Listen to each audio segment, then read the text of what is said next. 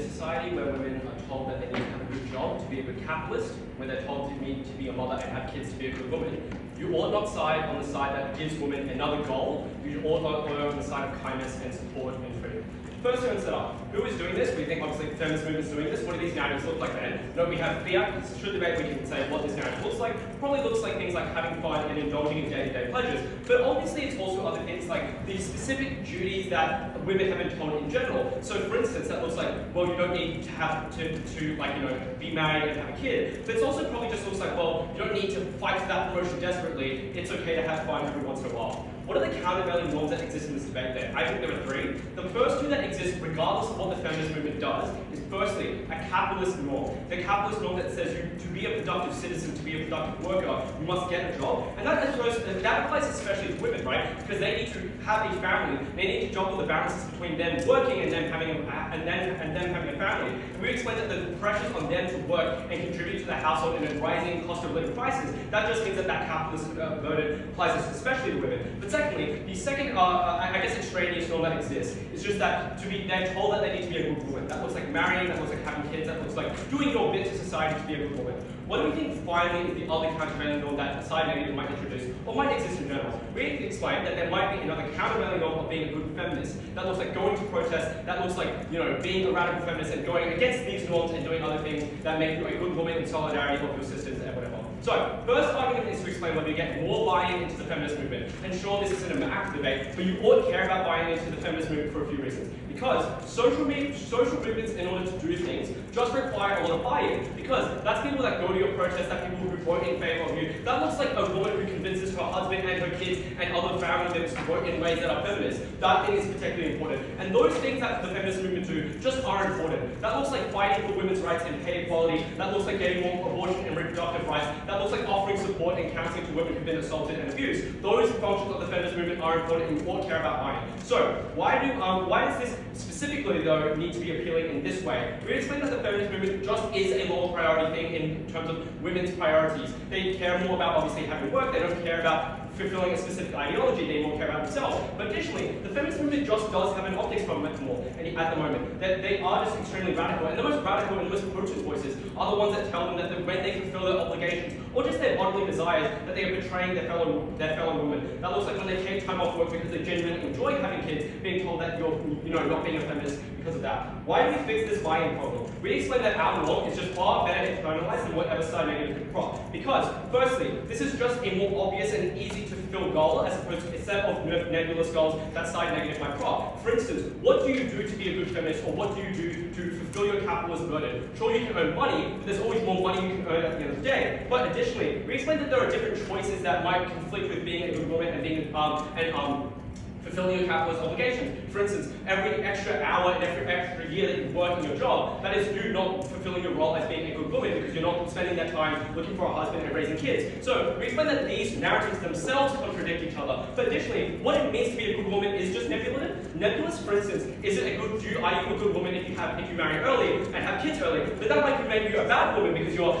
less capable as a mother. So we explain that what it means to fulfill those goals is just extraordinarily nebulous. Whereas on the comparative, what you require to be happy just is really obvious, because people just fulfill their bodily desires, but they also just know what makes them happy because obviously they know themselves better than stuff. Secondly, we explain that this narrative specifically better aligns with their own internal values, because people just do prefer freedom over any other sort of prescriptive norm. For instance, their norms tell you that the only way that you can achieve happiness is by doing a set of other things that people need to tell you to do. Because if they were already in your interest, then those norms don't apply. These norms only apply when they run counter to your interest and tell you to do something that furthers a goal that isn't related to you. We explain that freedom on our side is just far more intuitive. People do believe in freedom, they don't let being told what to do, they buy in more on our side. But thirdly, we explain that this norm is less exclusionary, because in a set of conservative countries, these people just cannot fulfill being a good feminist. We explain that it's comparatively easier for people to buy into the feminist movement on our side, because our narrative isn't being anti-establishment, being a super good feminist and fighting the establishment. It's just being good to yourself. And we would explain that the logical jump from being in a conservative society to being feminist and being anti-men and capitalist society, we explain that jump is far larger than one of just being kind to yourself and fulfilling your own desires. We explain that jump. So at the end of this, you should believe we get more buy-in, because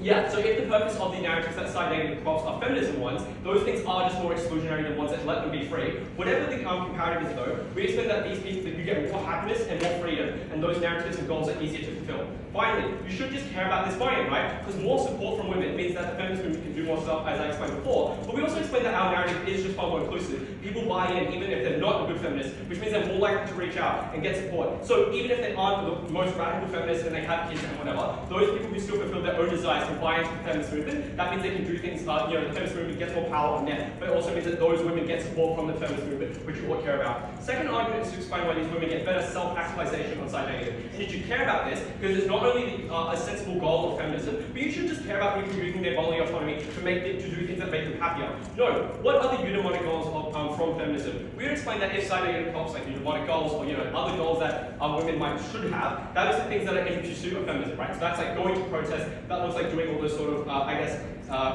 feminist activities. And we would say there are also still a set of countervailing norms that are eudaimonic regardless of what side negative props. That looks like capitalist and conservative norms that we already explained before. This again, the norm that we're propping on side affirmative just is the only countervailing norm that these women have access to exercise their own autonomy.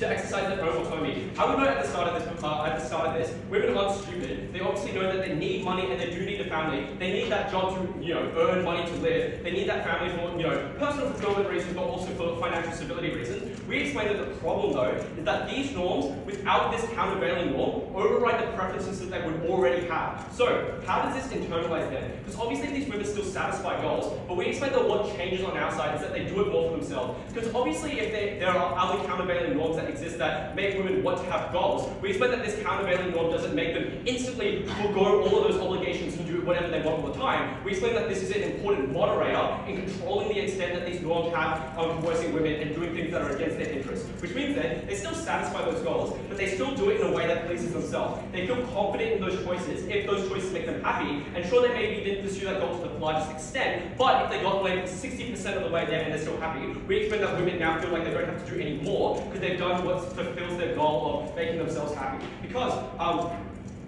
so these goals, but additionally, if you fail in those goals, that is extraordinarily harmful, right? Because you feel like you failed in that goal, you feel like you cannot be happy. We explain in a set of situations where either you satisfy those goals, that's okay, but if you fail in those goals, that's still okay. Why are these goals extraordinarily high then? We explain that feminist goals just are extraordinarily high. That looks like going to protests all the time, that looks like ostracizing yourself from society, but additionally, those other countervailing goals just are incredibly hard for women to reach, especially. That looks like when you get passed up for promotions because you're going to be pregnant and your male counterparts work. That looks like when not being able to find a husband because you spend all your time working because capitalist society has fucked you over. We explain that then, these countervailing norms are necessarily and specifically harder for women to reach. We all prefer kindness and all prefer not like bailing them out and saying, hey, what you've been able to achieve has been okay. You ought not run yourself into a rut finding a goal that was structurally opposed from you succeeding. So for those reasons, vote for feminist.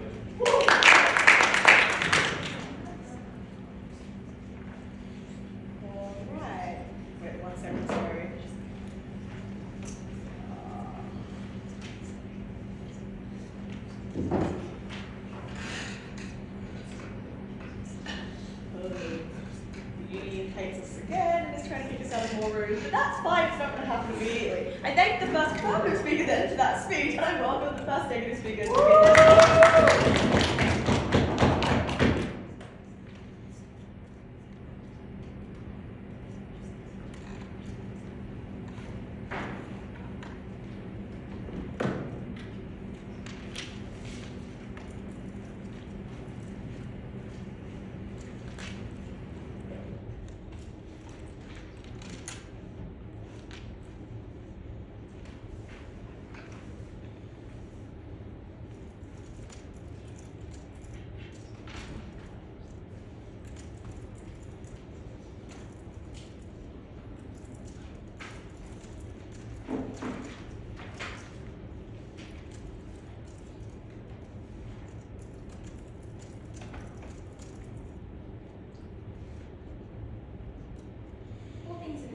Firstly, a little bit of setup, then a couple of responses.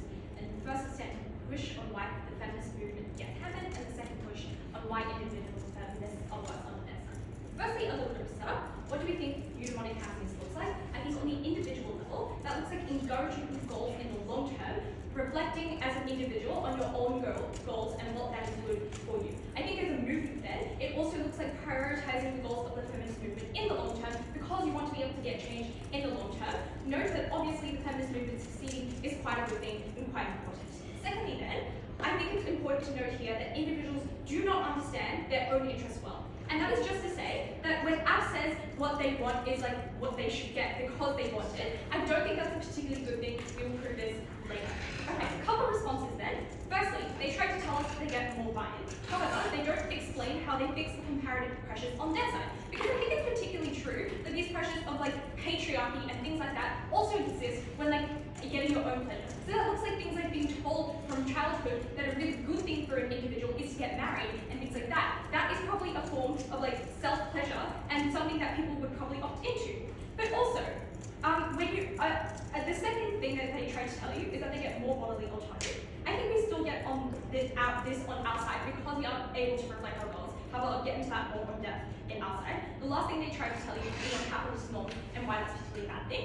First response, I think it's just to say that obviously not engaging in capitalist norms is quite a huge harm in this debate. The feminist movement never had the ability to cop that completely. They still had to engage in some extent. Not working at all probably means it was a particularly bad thing. They say in preemptive response that, but women won't buy out because obviously they're not silly. I think that's untrue to some extent because I think to the capacity that you actually get the benefits that they try to tell you of women not having to buy into these in the first place, or the fact that the feminism is as strong as they try to tell you, it means that because this norm is so good, because people want to buy into this and get pleasure from it, it's quite easy to buy out into this. Okay, first thing on why the feminist movement gets handled on their side, a little bit of framing. Firstly, it's just to point out that the feminist movement needs collective action in order to change. Obviously, it's very hard to change historically rooted ideas, and therefore it's really important to have people buying into the feminist movement in order to succeed. But secondly, there is no norms in the status quo to comply people into buying into the feminist movement. That is something that they have to prove on their side. Firstly then, I think it's just important to note that hedonistic happiness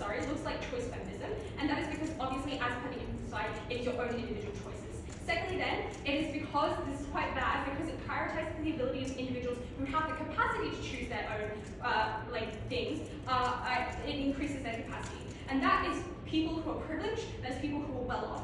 And note that people inherently buy into this hedonistic movement because it is nice, meaning that all of the harms that I'm about to point out are quite bad. I think that just looks like things like making choices on an individual basis and not considering the choices of the movement. For example, well-off women are more likely to vote for the Liberal Party to be economically well-off, even if that doesn't help the feminist movement. That was a particularly bad thing. Or not going to protests, which are notoriously quite difficult and notoriously quite stressful to go through, because that obviously doesn't help your individual happiness on that thing. I think on a small individual level, perhaps it's not a huge impact, but then when you multiply it by everyone who buys into this narrative, that was a particularly bad thing for the feminist movement. But also, it limits the ability to critique bad choices from other women, because when you make it on an individual basis, for example, if a woman perhaps voted for like a sexist MP, you're not able to call out their choices because that was a choice that was made for their own happiness.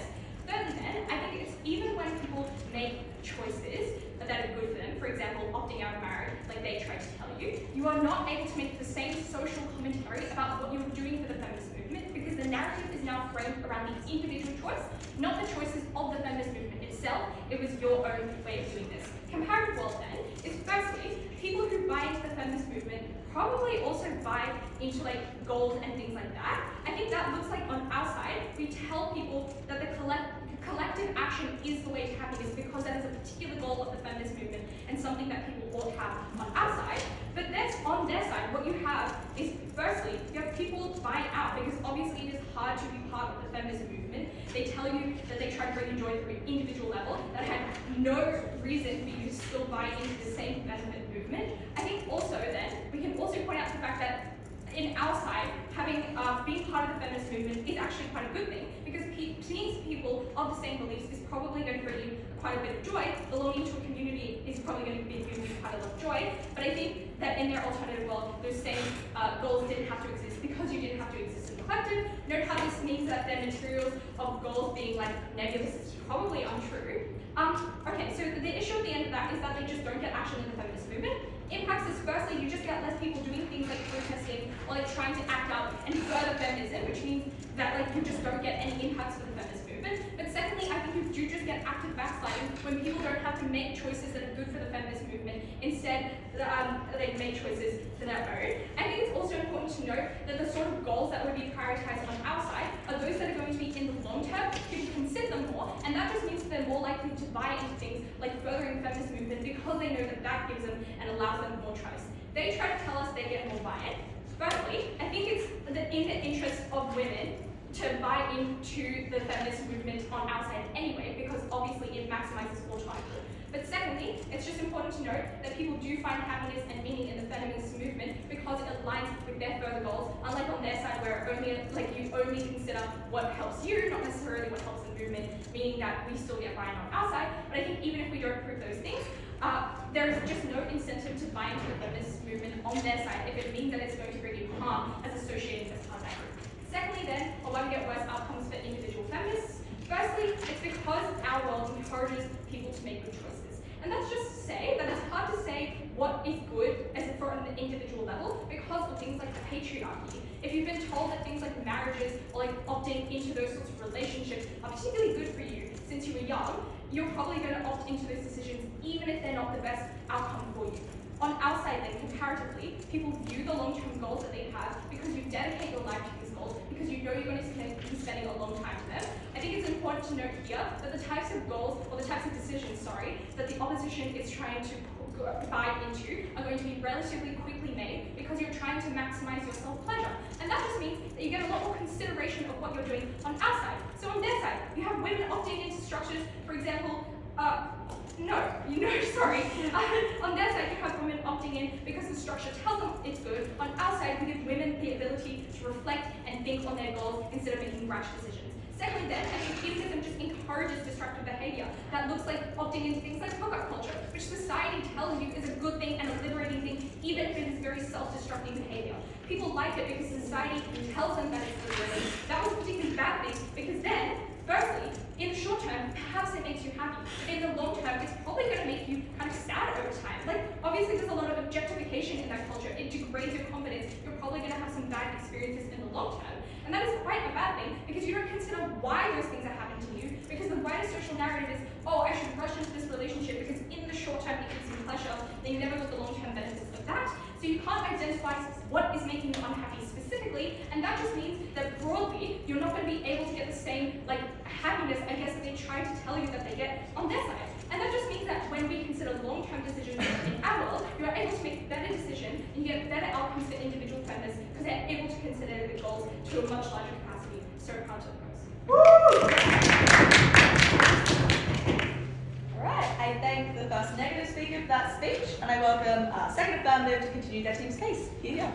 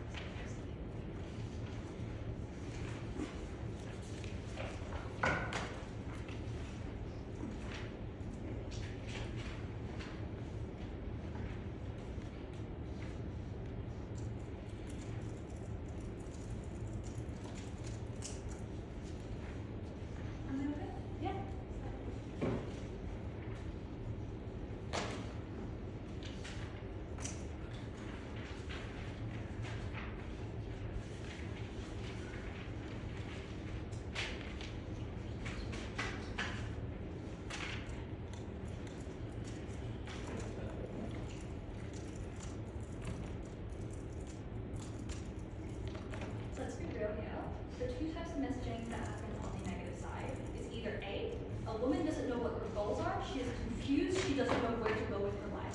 Or secondly, her goals are what society prescribes them, because there's messaging that has occurred throughout their whole life that as a woman, you should do this, as a feminist, you should do this, as a person in a capitalistic society, you should do this. They are incredibly uncharitable to tell you that they are going to make very rational decisions because of the societal messaging that has happened over so long that incapacitates them to exercise their autonomy. 3 things in the speech. Firstly, how this impacts women broadly. Secondly, I'm going to extend and explain how the negative world disproportionately harms women from conservative communities. And finally, I'm going to explain to you why buy-in gets worse on this side. Firstly then, how does this impact just women on a larger scale? Because the broad push that they give you is that women want to pursue their goals, and this is very, very good. Couple responses. Firstly, as I explained to you, it's really, really confusing for a lot of women. For women who don't necessarily have goals pre-prescribed to them, it means that they don't necessarily, it's really hard to decide, what you want to do with your life, what your final purpose in life is. Those are really vague terms that hold a lot of weight, which means that this is a very difficult decision to make. But the second thing to explain this is that even if you have a goal, sometimes it's really hard to achieve it, not just in conservative instances, because maybe you just can't get a job that you think is your purpose in life because of systemic barriers that prevent you from gaining it, which means that you feel like a failure. Maybe as a feminist, you can't go to a protest because you don't have the time and you need to feed your family and you feel like you're a failure of a woman. Those are incredibly harmful. Those mean that even if women want to pursue their goals, it's not particularly good. But why do we actually do it better? Because note that small fulfilling actions often help you figure out what you have to do, and that means you can often make these decisions on what your life's purpose is, freer from coercion, because it's about these short-term interests that they tell you are so harmful. Because you can know necessarily what makes you happy, and that means that our side actually allows women to firstly, know what their goals are, know what's achievable, and therefore feel proud as a feminist and feel proud as a woman. What that means here is that you should buy that we already flipped their argument, we already flipped their whole second substantive, all the benefits that they tried to give you are actually benefits for our side. But even if you don't necessarily buy that we necessarily do it better, just note that on scale, right? Like a lot of women are going to be really, really confused. A lot of women are going to feel very disoriented, and you should buy that as incredibly important. But secondly, on vulnerability, because women are already incredibly vulnerable actors that are quite vulnerable to coercion from powerful figures like men. As a confused woman, you are even more vulnerable to being pre-prescribed a lot of your goals in life, who you should be. That means that you should buy that these people that are being confused are far more important. But the second thing to explain here is that means that all the material that they give you on individual women being harmed just doesn't exist, actually benefits our side. They also don't engage with most of the material that Ollie gives you on why just doing small things that make you happy is just naturally a fulfilling thing. The next thing I'd like to talk about is kind of extending on why this particularly harms women in conservative communities. They harm them in two main ways. Firstly, women are especially unable to fulfill their goals as fulfill this prescribed goal that they give you on negative, right? Because firstly, it's somewhat hard to find your life's purpose when there's so much more messaging as to what you specifically need to do. Particularly when it is dominant messaging that as a woman you need to be a mother, you need to stay home. But the second thing is that you just can't be an active feminist, which is incredibly harmful. Because the social narratives tell you that as a feminist you are going against your community, that you are doing things that are actively harmful to the people around you. But the second thing to explain here, and I think this is incredibly important, is that often the messaging that gets conveyed on negative can align with a lot of misogynistic ideologies, right? Because yes, you want to have clear goals as to what your purpose is, but if all the messaging that exists is that as a woman you need to stay at home, that means that as a woman you feel like to be a good woman and to be a good feminist, you need to adhere to these traditional gender norms, which perpetuates a lot of the harmful messaging that has existed for so long. Impacts here, twofold. Firstly, you just feel bad as a woman, right? Like you feel like either you're never able to fulfill your goals, or secondly, you perpetuate this echo chamber that these gender roles are the right way, that people are the right way to kind of live life. Because now it is not only men buying into this and thinking that women should be doing this, women also buy into this and thinking this is what they are supposed to do, which means that it is far harder for them to break out of the system. But why is it better on our side then? Because two main reasons. Firstly, it's a low bar, which means that just a woman being able to do something that makes them a little bit happy in the short term, maybe take a break from life, maybe go out and get coffee with a friend. Those are things that are far lower bar that don't necessarily have to go against traditional values, traditional gender roles. The second thing to explain here is that we can actually potentially get slow change, because often people don't recognize these small actions as being actions of empowerment, which means that they don't actively that means that men may not actively try to shut it down, say that what the hell are you doing, this is so anti-woman of you, which means that slowly you're able to enact larger and larger actions to the point where women can at least plausibly be a little bit more feminist, have a little bit more autonomy over themselves, and I think that's incredibly important. Why should you really care about this argument then? Two main reasons. Firstly, uncertainty, because on their side, the women are never able to break out of these roles. On our side, even if it is slow, even if it is incredibly potentially slow, it is certain, because women are able to slowly engage in these actions. These women are slowly able to be feminist, which means that this is incredibly important. But the second weighing metric in which you should weigh this point is on vulnerability, because these are the women that are the most oppressed. These are the women who have been forced to adhere to these traditional roles for years and years and have never had the capacity to get out. We allow these particularly vulnerable stakeholders to get out of situations which actively oppress them. That means that I think this material in and of itself is already debate winning. The next thing, finally on buy-in then, because I think there's three reasons why our side actually does get better buy-in. Because firstly, often buy-in is contingent on the feminist movement actually working. Like obviously if women are unable to pursue their goals, if the feminist movement looks counterproductive, then it is unclear why people will buy into a movement that actively makes women feel more confused. But the second thing to explain here is that obviously our side does have a lower bar, right?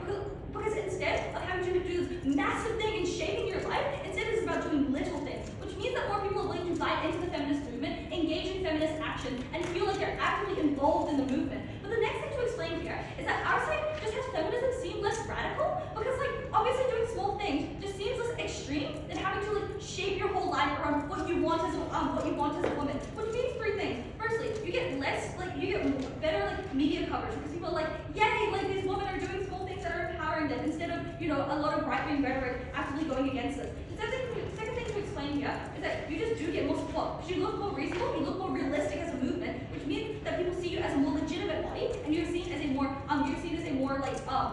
realistic body that isn't trying to go for goals that women necessarily can't reach. Which means that our side probably does get more buy-in. We get more capacity to do things like implement feminist policy. When more people buy into the movement, we see more things like people voting for feminist policies. We think that's incredibly important. But the final thing to weigh here is that I think their side puts a lot of emphasis on the long term, while they try to say that our side only cares about short-term fulfillment. And we just think that the short term is far more important. Because I explained to you that you feel uncertain, your life goals are prescribed to you. Our side just allows women to exercise their autonomy, and it allows them to eventually figure out the life goals that they weigh up so highly in the long term. So by prioritizing the short term, you get better long-term outcomes on our side. For those reasons, vote affirmative.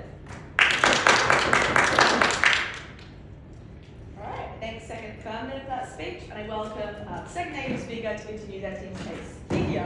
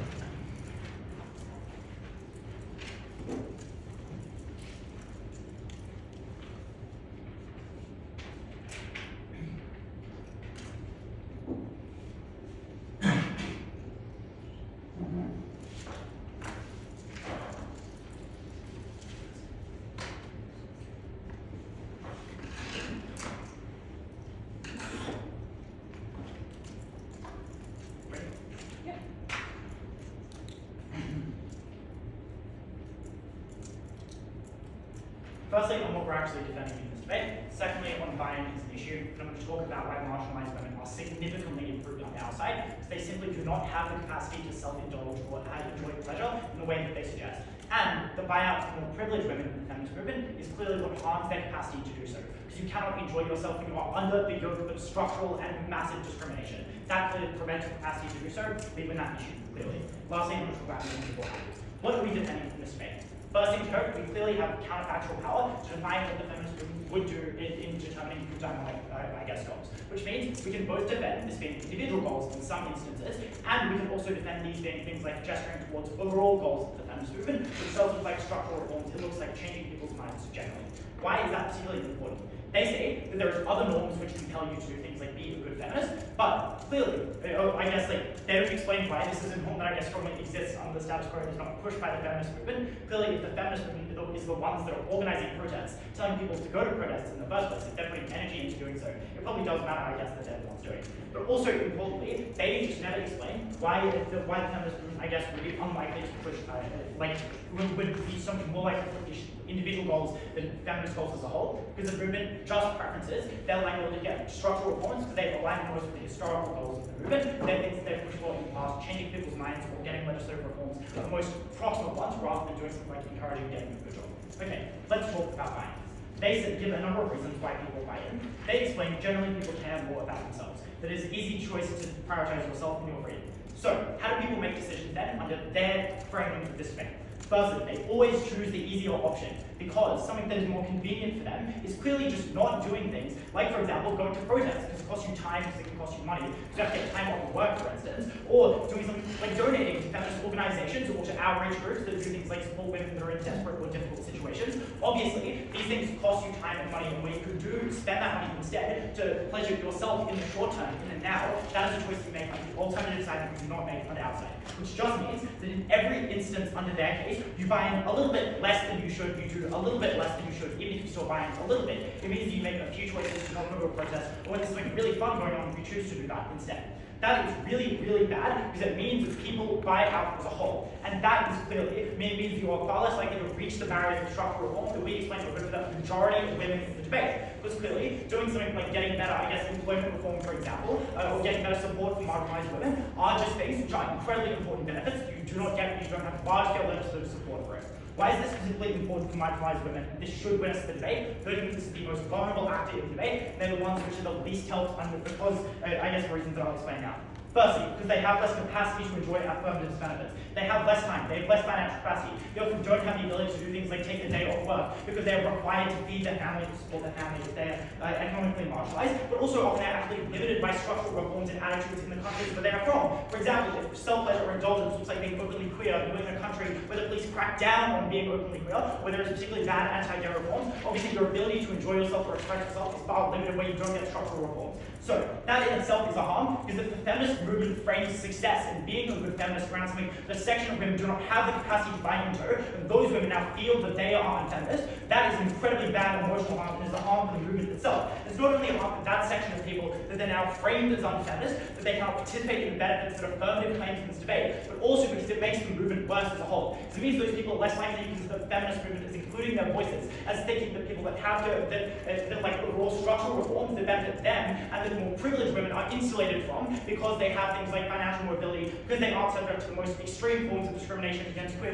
women or women of color. Obviously, they are going to participate in the movement less. That means your movement gets less diverse. It means there are less voices advocating for the women in it, and they never get changed in the future. But also, secondly, more importantly, it just means you get less nuance in the policies that feminists support. Which means even if they get buy-in, they only get buy-in for policies that help particularly privileged women. Which means that even if they still get a large amount of effort from those women, it's just not going towards the people that need it the most. Secondly, because we explain that they're actually harmed by the reduced support of those women in the first place. Marginalized women rely on the buy-in of the more privileged women because they do not have the capacity to make the change and to advocate for change themselves. Firstly, when people fail to pass policies, maybe the wealthiest and the most privileged women can still enjoy these things. They can still enjoy their lives. But the people that are repressed by policies, by like large-scale structural discrimination against women of color, for instance, or impoverished women that don't have access to good support services to allow themselves, or for instance, like redress for sexual assault, all these kinds of things that are funded by the donations, the support, and the institutional reforms to fund more by privileged women's support to their buying into protests, because they're doing things like canvassing in their days off, because they're donating large amounts of money, and because often they're just at the higher levels themselves. It's things like women that are politicians, for instance, or people in particularly high positions of power that are speaking out using their position in the media to advocate for these policies themselves. But secondly, often they just do need the support of these people, because when you get enough people that canvass and they go to protests, they do things like support and advocate for these policies, that is when you get large-scale structural reform. That's good not only for these most marginalized women, but also because it's good for these women themselves. Because even if, I guess, you're someone that's insulated from bad structural change, that means you have to insulate yourself by using some of your capacity. It means you have to spend more of your money because you're not getting paid as highly, or you have less less money because you're not getting paid as highly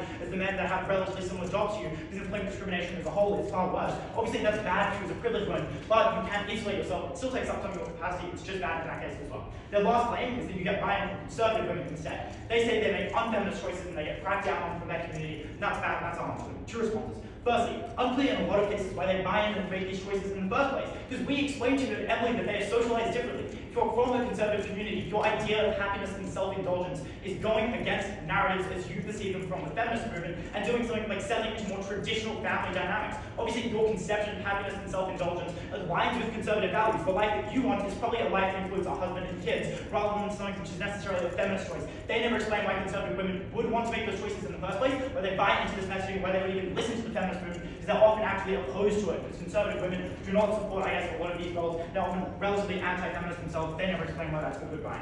Okay, so their only way to win this debate is by claiming that they make some small amount of women happy. I just want to note how unstrategic a lot of the material that they give at second half is. Because they frame it as incredibly small benefits. It's making small choices like taking more time at work or being less individually invested in your career. It's fucking getting coffee with friends. That is unclear to me. To make a large change in people's lives is just a minimal utility thing. They say these things are good for people, and I guess they're happy with the choices that they have to make on their side. We explain that people do not have good conceptions of their own choices for a number of reasons. Firstly, social narratives and sexist norms just do, I guess, this co-ops that analysis on goals. If you believe that it's like, I guess, there are certain like goals which, or like you're getting pushed towards certain goals. Sexist norms also push you, I guess, towards particular traditional ways of life in certain instances. That makes you make a choice which is bad for you necessarily. Secondly, we explain that people make short-term, long-term trade-offs in bad ways, which is doing things like opting into hookup culture or extreme sex positivity, which can seem good at the first instance. It can even seem good in many instances, but all it requires is one bad hookup to sexually traumatize you for a long amount of time. That is a harm which you should never cop under their side. People opt in into short-term choices until they make a bad choice, and that fucks them over in the long term. That is incredibly bad. But also, it just means that they are less focused on their life and self-reflection.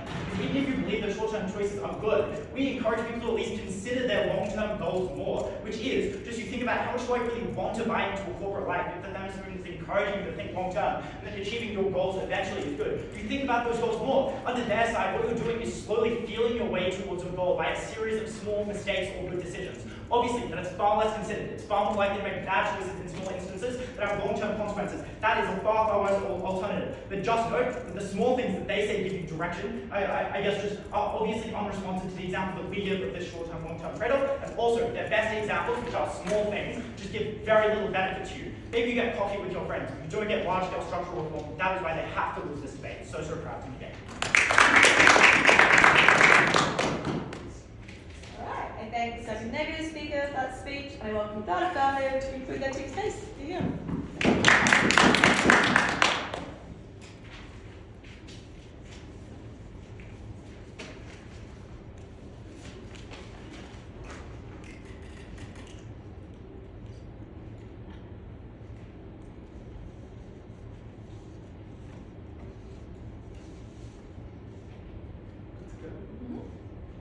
When you ask the average woman, not even necessarily a conservative, but the average woman who's in the modern world, why they're not feminists, what they will tell you is that being a feminist seems pretty hard. It's like a large job of things to do. You have to go to protests, you have to kind of engage in kind of strange communities of radicals who might not really fit your lifestyle. And this team can see this with language like structural change and collective action. Stuff that's very vague and abstract for any women in the world just want to get a job and move on with their lives and be happy.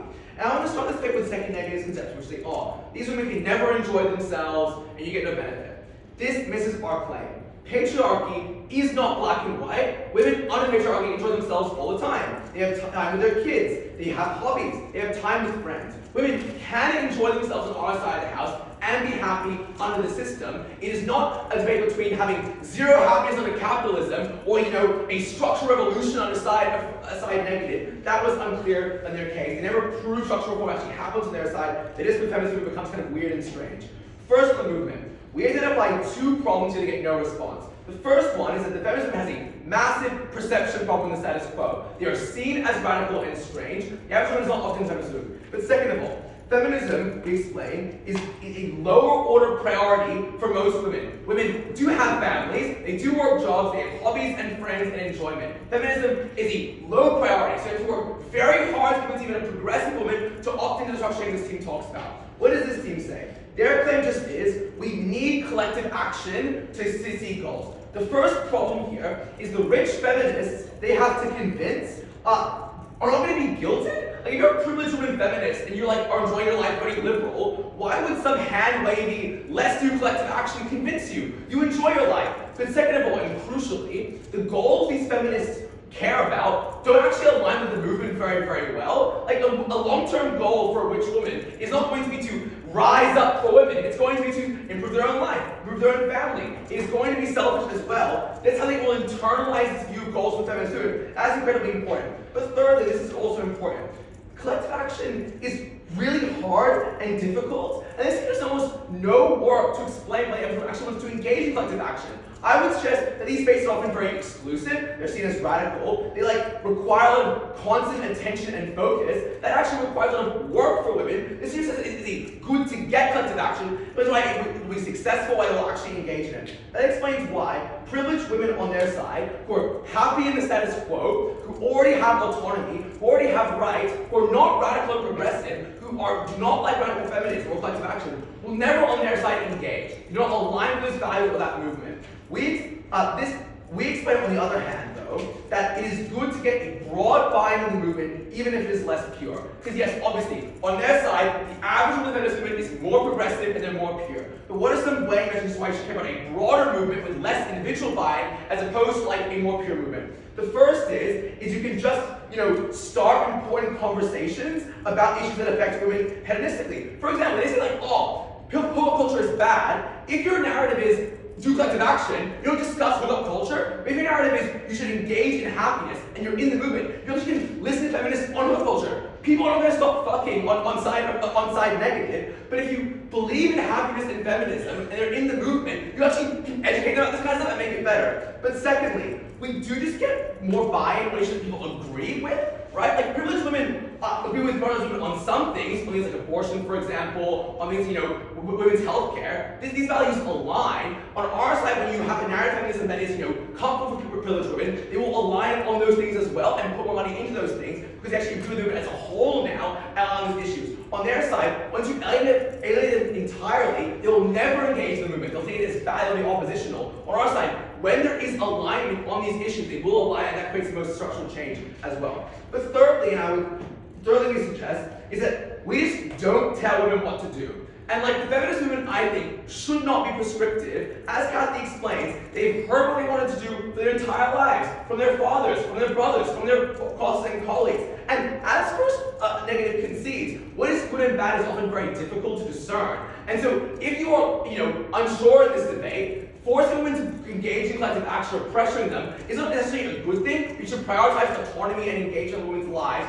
Women know themselves best. If that means getting a job or voting liberal, that is actually fine in my view. That is better for their families, their friends, and also women around them. They should value those things over the vague collective action things of marginal women around the world. That is proximate and is more certain than the claim on side negative. That explains why the movement becomes two things. One, it's more inclusive on our side, you get more broad buy-in, which means that when there's agreement on women, you get more policy changes on our side. But second of all, and importantly, women are affirmed in their choices, they like you much more, and women are much more inclusive and better as well. Second claim then, what does women's experience in their day-to-day lives? And this claim is important, because the role of the movement is not just to push politics, it's to provide women with safe, inclusive spaces and to affirm women's values and women's choices. And I'm going to start here by just questioning, as I already have, some of the ridiculous claims of women. It's voting liberal is bad. Taking a promotion is a bad thing. Not being feminist is bad. I think that women should not do collective action if it is in their interest. If you're working two jobs, for example, you should not have to do collective action. You should work your two jobs and work your interests. An important framing here, which is very important, is the majority of women are not actively evil. They just don't opt into feminism actively, and are just following their day-to-day lives. That's not a bad thing, it's a good thing. They should be able to make those choices, that is a good thing. But second of all, this is crucial, we explain happiness is actually more often problem than goals. Because things like capitalism do mean that women already know their goals are going for them. The average woman knows she needs a job and a promotion. She knows she needs to, get more rights. She knows she needs to, move up in the world. It's unquite you need to be told those things. Women, however, under a system of capitalism, need to be told to take a break, to rest, to have time with friends, to engage with family. They need to be told these things because they often don't know them or are scared to do these things importantly. That is crucial. Because that means that honor is more needed and necessary. I feel it's just all these are small benefits. No, they're not, right? Like, if a woman is taking breaks in her life, having a good social life, having good hobbies, that is a massive benefit to these women. It means they have more fulfilling lives, they're less stressed, they're more happy. That is not a small thing. And therefore, certainly the very vague changing on this, that's very structural. I think that's why these are small and important benefits. And that's very important for this debate, because their side defends very abstract collective action. They never prove actually exist. There are a lot of other barriers to collective action. Structures like capitalism and greed exist. Ours has a very certain benefit, but also its benefit affects more women than their benefit does. Because more women need to be happy, they need to follow their duties. More women are forced to work jobs already. More women are forced to make money already. It's on our side of the house when we take necessary breaks in their life and they're very, very happy. But also, thirdly, it is just a movement that is much more inclusive. As we explained, some women in conservative and marginalized societies can never, ever opt in structural change. And it's just Felix is so unprepared. He's like, they can't be happy. Imagine protesting in a conservative country. That's obviously much worse for your happiness as well. Be comparative, second negative. In conservative places, collective action is impossible. It is also much more dangerous for women than in progressive places. Whereas if you are in a conservative place, you can have a hobby. You can spend time with friends. You can, take a break sometimes. Picture it's not black and white. And in this case, it's very simple. Their side goes for a very uncertain benefit of vaguely collective action and policy. We explain a broad movement that achieves a benefit, but also we have a series of certain benefits for women. They should prioritize autonomy, happiness, respect, and I guess living a happy life. All those reasons both sides are for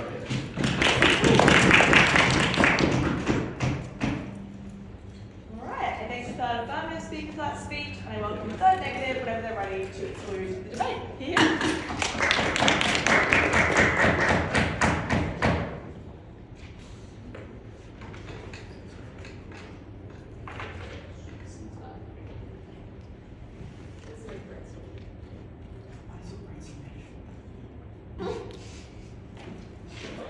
It's rough being us, That's my bad handwriting. Oh, Jesus. That's terrifying.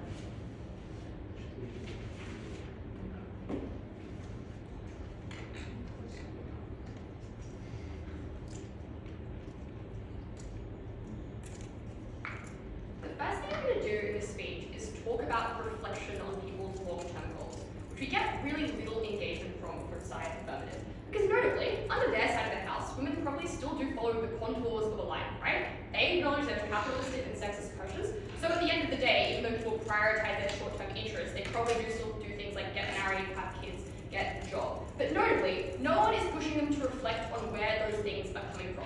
What we point out at Emily is that we have counter fiat in this debate, and what happens under our side of the house is the feminist said, your happiness will come from the achievement of your long-term goals. You better think really fucking hard about what those are. Therefore, giving women access to options in the first place and suggesting, yes, it is true that people might say currently that you could get happiness from having a job or from having a family, but there are other ways, and you should think about if that is something that is really meaningful to you.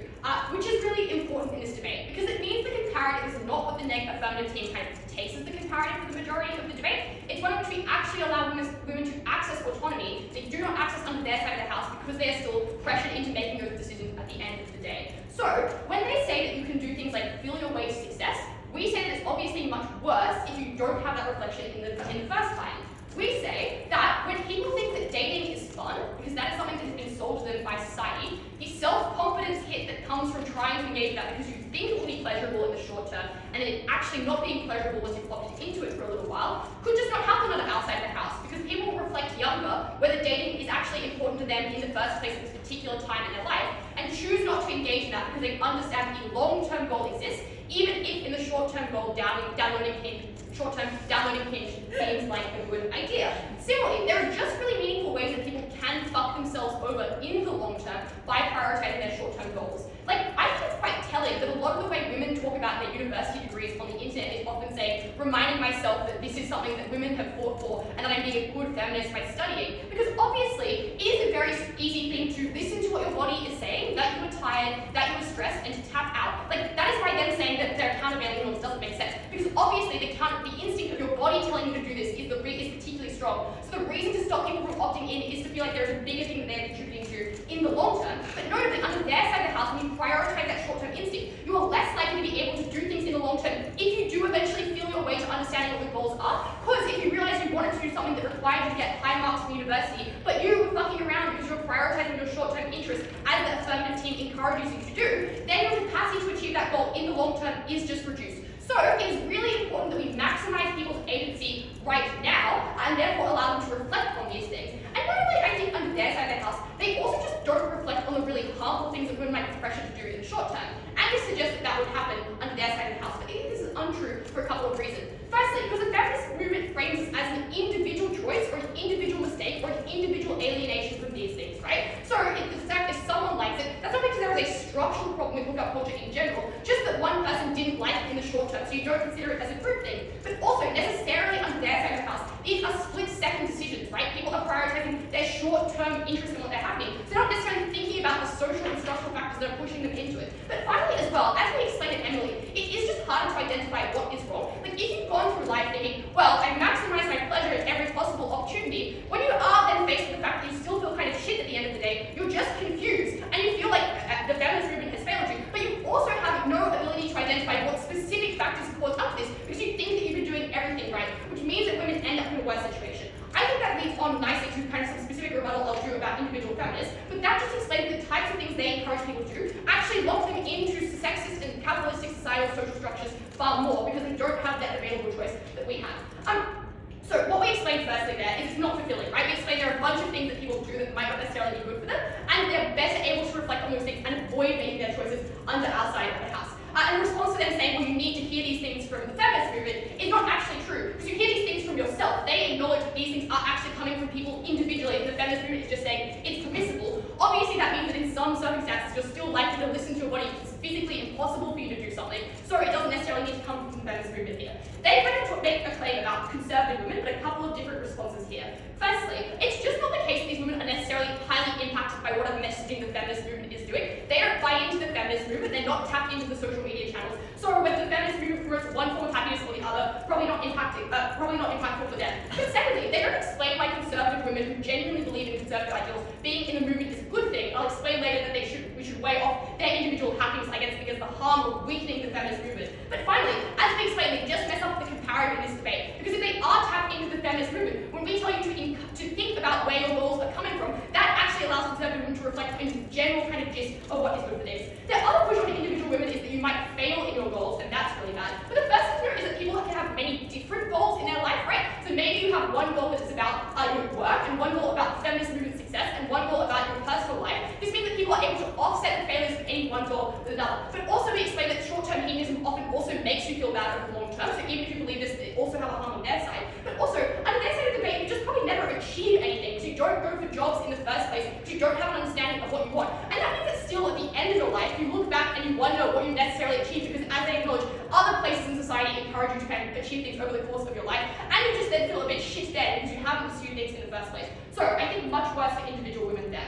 Finally, on the feminist movement, I just want to quickly talk to you about what they claim in this debate, because even if you believe they win this issue, I think it's maybe actually a harm. It definitely doesn't win the debate for a couple of reasons. The examples in Ollie's speech about having buy-in to the feminist movement is good, gives the feminist movement the capacity to do things, are examples of the prioritization individually of long-term goals, right? As they identify later, going to protest is a prioritization of a long-term goal. So when people buy into the feminist movement but are liable to buy out at any individual point in time because it doesn't match their short-term interests, you kind of have to ask what the feminist movement is doing at that point. Because feminism is inherently radical. It is a radical idea to many people that women should have equal rights. They say it makes it seem less radical. No, it makes it actually less radical, and therefore less able to actually achieve goals the feminist movement is likely to set out. They say that women are a little, can be scared of the feminist movement right now. I think that is maybe true, that some women are scared. But notably, we encourage the women who are in the movement right now to actually commit to the movement, and a lot of women are likely to buy in, because they say, oh, is collective action good? It can be really difficult, blah, blah, blah, blah, blah. We explain collective action is things like protest, and I do think that is good, right? Like, it is bad for society if people vote for the Liberal Party, because they take rights away from women, which holistically on a broad global scale is worse for women, even if it's good for the privileged women that might do this individually. But also, it's just smaller things. Like, it can be socially harmful to you to speak up when someone makes a sexist comment, or to put yourself in that position where you have to kind of go through maybe some ridicule being called a radical feminist. But under our side of the house, people do it more often because they view that people being aware of these things is something that they should prioritize and will make them happy in the long term. But also, people are just still likely to buy into feminism even when there is some obligation, right? It's pretty popular among women, at least. Like, it has had a lot of success in the past, but also, the sexism impacts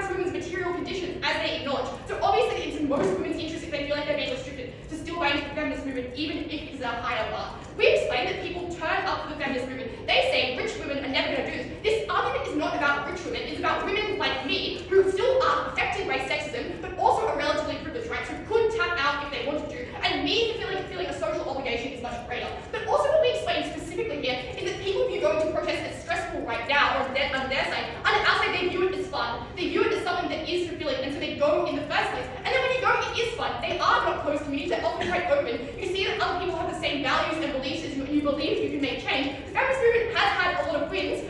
Famously, women did not have that many rights 100 years ago, they have quite a few rights now. So ultimately, this makes people happy because it does succeed, but even when it doesn't, they find people and community so proud to oppose.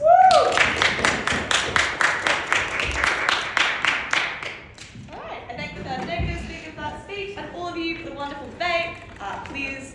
Hi everyone, thank you for what was, I think, we agreed was a really high quality debate and a really enjoyable debate where I think all speakers did a great job, should be really proud of their performances, especially in a norms debate which can get really messy. I think teams did a really good job to engage with that. I guess on a piece of general feedback around that, I think this debate probably would have benefited from earlier characterization that is a little bit more thorough, and sometimes that can just involve things like use an example, then explain out how that example, for instance, might generalize into a set of rules or criteria or stuff like that, that can help to ground the sorts of things we're talking about in either case, make it a little bit clearer, and can then also apply to things like explaining, I guess, the rule I like to think about in debates like this, where it's like we're talking about a sort of message or an idea, making sure that you're paying particular attention to stepping through like all of the steps towards changes, whether they be individual changes to actions, societal changes to actions, just to ensure that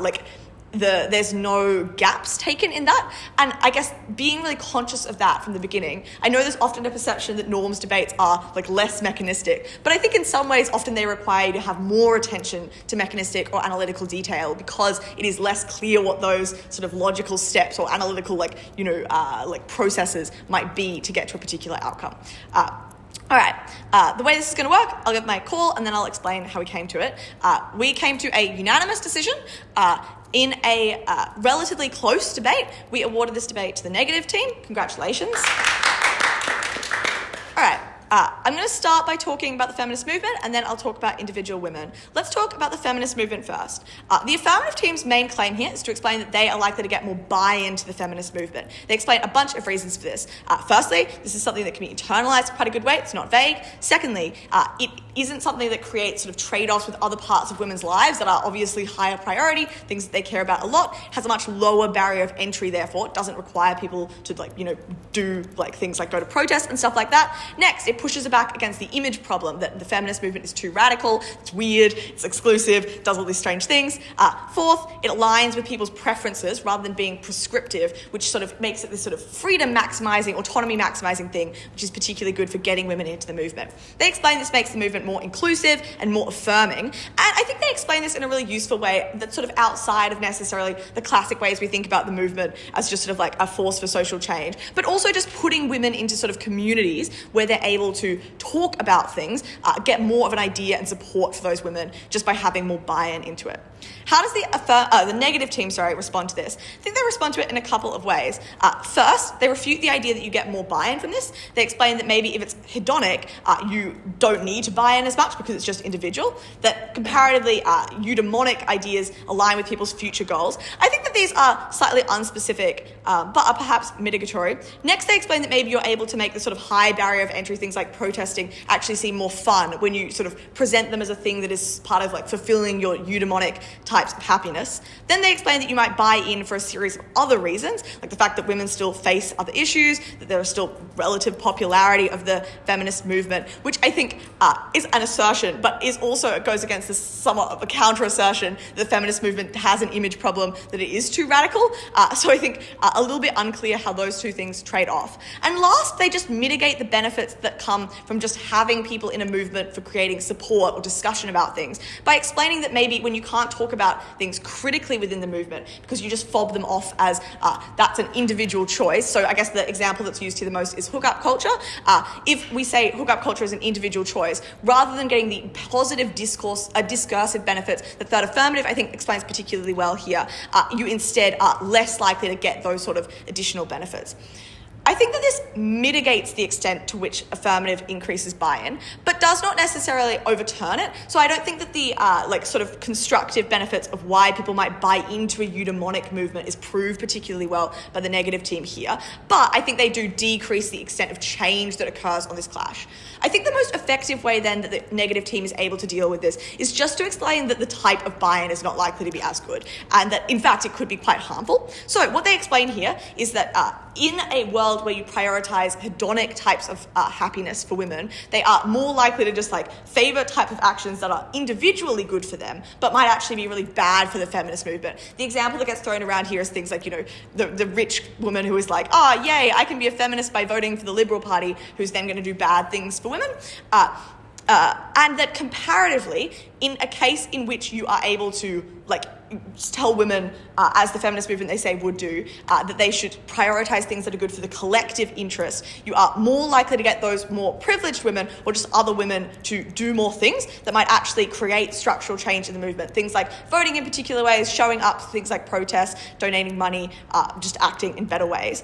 They explain then that this is more important because many women cannot access other types of happiness if they do not have the structural change that the movement is only able to create through having more privileged women buy in to create that structural change, because it is sort of like the precondition for that to occur.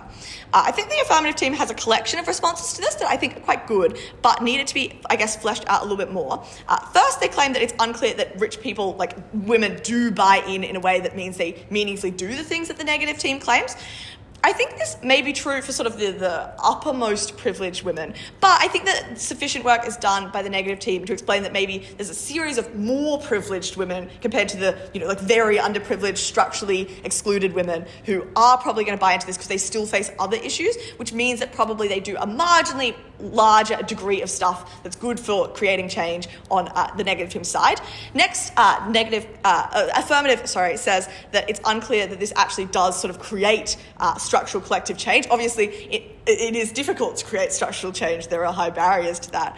And while I think this is true, that perhaps this could have been explained to a greater degree by the negative team to perhaps claim a bigger margin on this point rather than this being a slightly more speculative benefit, I do believe they could probably claim the more modest versions of this. Things like maybe people think a couple more times before they vote in particular ways. Maybe they don't have the easy way that they can get out of things. Maybe they attend a couple more protests, stuff like that are probably at a smaller level. So, the end of this, what do I believe? I believe there are perhaps slightly less women in the movement in the negative team's world, but the ones that are there are more effective within the movement. They allow it to do more things, and that creates a greater degree of change, even if it is a mitigated greater degree of change, which is important because privileged women have the unique resources, I guess as explained at second and at third, that allow them to create better outcomes for others. And I think this is also useful in dealing with material that comes out third affirmative, which is that, if people's choices aren't to, make that structural change, we should just let them make their choices, which I think is a good piece of, weighing here. But it is unclear that people can actualize choices without the structural change. So, it sort of self-defeats itself here, which means I think that the negative team takes a win on this issue. They weigh it's quite important. Next, let's talk about individual women then and the way this changes the way that they sort of live their lives. The affirmative team explains a couple of things here. Firstly, that individual women may not know what their goals are, and that when we sort of push them towards these things, not only is it very confusing, makes them feel particularly stressed, etc., it also makes them more vulnerable to prescribed societal roles, as is explained at second. And this is particularly true in sort of conservative places. We get bogged down in things like, messages from the patriarchy. It's very hard to fulfill feminist goals as well. All of which means that, you struggle to fulfill or to find what you do. You feel stressed about it. Comparatively, if you emphasize hedonic types of happiness, what time am I? Good. That actually increases your knowledge of what makes you happy, so you're better able to inform your goals into the future because you've tried a bunch of things, you know what's going on. I think that the negative team is able to deal with this in a couple of ways. First, I think they mitigate out a lot of the stuff about conservative or women in conservative places or conservative women. I will note here, I think that these get conflated in a way that I don't think they necessarily need to, but no team necessarily pushes back on that. Just by explaining that it's somewhat unclear that these are women who are particularly impacted by feminist messaging in the first place, it's unclear this changes the way that they inform their lives. But I think secondarily, and perhaps more substantively, they just explain that if you do not interrogate your sort of life goals, you're more likely to just end up locked into a series of less optimal choices, whereby you sort of you go by the slow process that affirmative explains, where you feel your way through things, you do what makes you happy in the short term, but that actually trades off a whole bunch of agency into the long term, because you end up locking yourself in to the sort of the inevitable outcomes that come of the things you're choosing right now, which I think is a sort of neat flip on the explanation here that maybe it's actually more agency maximizing to just do the thing you want to do right now. Instead, they explain it's actually often becomes agency diminishing, yeah, I guess that works, into the long term when the choices that you have left open to you are smaller because you did not take the time to reflect in the moment. Because they explain here, those short-term choices that you make are the ones that are the most likely to be informed by the sort of patriarchal structures that both teams agree exist in this debate that inform the way that people make choices, because you're not reflecting as much in the moment, you're just doing the thing that makes you feel particularly happy, and that's what leads you to making short-term destructive trade-offs. And notably, they explain, it's much harder to critique those trade-offs, as explained earlier, when they are passed off as things like individual choice. So the first part of this clash, I believe that people make better they're better able to form long-term goals in the negative team's world, which is useful into the future. But the next point, the next sort of push from the affirmative team is to say that it's actually just hard to fulfill those goals, which might also be bad for women, because then they feel really bad because they didn't fulfill those eudaimonic goals, compared to the certainty of being able to get the hedonic pleasure sort of in the moment. They explain there are structural barriers. They explain that you push other things off, and that particularly in more conservative places, it's much harder to fulfill any of those goals. I think that the negative team responds to this in a couple of relatively effective ways. Firstly, you can have a different, it's unclear that you have one goal as a person. You might be able to have different goals, so achieve some of them but not others. Next, you might actually just feel comparatively worse when you sort of get to an end place and are like, I haven't actually achieved anything at all, which means that hedonic pursuits of happiness are also somewhat unclear that they won't also come with feelings of failure and regret at a later point, which at least symmetricizes this point, if not flipping it. Lastly then, I think the affirmative team claims, and I think this is a really compelling claim, that this is a sort of unique countervailing force against the other narratives that push women into making particular choices. And so we need this particular thing when they're being pushed to pursue goals anyway through capitalist forces, feminist forces, and patriarchal forces, which all tell them they should pursue particular goals. Instead, we just should tell people to take a break. And I think third negative points out that maybe this actually comes into tension with some of their earlier material about how this is sort of choice maximizing, in that it is the natural thing that people want to do. There are other reasons why people may wish to take things, like the sort of hedonic things that they're being pushed towards. It's unclear necessarily then that they need this countervailing force, that the sort of natural impulses towards, I guess, for instance, being stressed and not doing your university degree, or being stressed and engaging in hookup culture rather than perhaps thinking about it in a long-term way is necessary. Instead, perhaps it is better for them to be self-reflective on this in the way that I think the negative team describes. So I think at the end of this then, even though I do believe the affirmative team's weighing about probably it is the most certain benefit in this debate is that you are able to increase individual people's happiness, while I believe that maybe they get a short-term boost in the sort of happiness of women when they pursue these hedonic activities or hedonic views of happiness, I think that it's not certain at all that they will get it in the long term. Instead, I believe that it's much more certain that on the negative team's world, women are able to unlock better, more agentic choices that make them sort of unlock greater happiness overall in their lives. Awesome. That is how I saw the debate. Feel free to come to either me or my panelist for feedback, although potentially I might not get to you for feedback until a little bit later on. But yeah, thanks everybody.